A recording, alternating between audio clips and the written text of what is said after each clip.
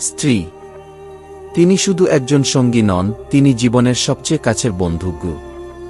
যৌবনের দিনগুলোতে তিনি তোমার হাসির কারণ, আর বার্ধক্যের দিনে তোমার যত্নশীল সেবিকা। স্ত্রী হল এমন এক নিয়ামত, যিনি সুখে দুঃখে তোমার পাশে থাকে, ভালোবাসা আর ধৈর্যে তোমার জীবনকে করে তোলে পূর্ণ। ভালো থাকুক পৃথিবীর সকল স্বামী স্ত্রীর বন্ধন। আল্লাহ যেন প্রতিটি দম্পতিকে দান করেন ভালোবাসা, শান্তি আর রহমত। স্ত্রী হল মধ্য বয়সের সর্বোত্তম বন্ধু, আর শেষ বয়সের নির্ভরতার ছায়া।